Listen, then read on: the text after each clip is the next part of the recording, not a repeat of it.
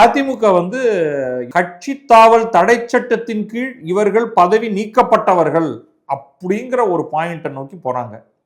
அதுல இருக்கிற ரிஸ்க் அவங்க புரிஞ்சுக்கிட்டாங்களான்னு தெரியல. ஏன்னா அவங்க வந்து இந்த 25 பேர் மீது கம்ப்ளைண்ட் கொடுத்துருக்காங்க. அந்த 25 பேர்ல 5 பேர் வந்து மன்னிப்பு கடிதம் கொடுத்து திரும்ப எடப்பாடி பழனிசாமி அணிக்கே வந்துட்டாங்க. இப்ப இந்த 5 பேரை மட்டும் விட்டு விடுங்கள், இவர்களும் மாறிதான் வாக்களித்தார்கள், ஆனா இப்ப எங்க ஃப்ரெண்ட் ஆயிட்டாங்க அப்படின்னு ஒரு பதில் கடிதம் கொடுக்க போறாங்களா தெரியல நமக்கு. எல்லாரையும் கட்சித்தாவல் தடை சட்டம் படி சிவி சண்முகத்திலேருந்து எஸ்பி வேலுமணியிலேருந்து அத்தனை பேரையும் நீக்கிட்டா எல்லா இடத்துக்கும் இடைத்தேர்தல் வரும். அந்த எல்லா இடத்தையும் தாவேக்கா ஜெயிச்சிருங்க. அது ஒரு பாசிபிலிட்டி இருக்கு. அப்ப கடைசியா நீங்க வந்து 22 இடமாக சுருங்கிடுவீங்க.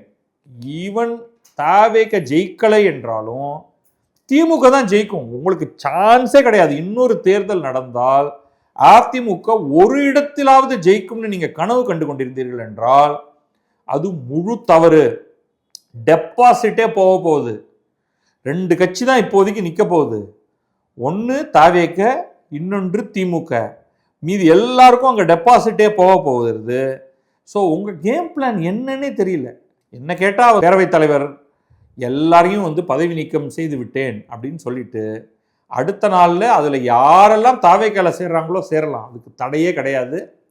சேர்ந்து இடைத்தேர்தல், அது அரசு தேர்தலில் அத்தனை பேருடைய பதவியும் காலி, அந்த இடமெல்லாம் வந்து அந்த தொகுதிகள் எல்லாம் வேக்கண்ட் அப்படின்னு அவர் வந்து சொல்லிட்டாருன்னா அடுத்து இடைத்தேர்தல் தான்.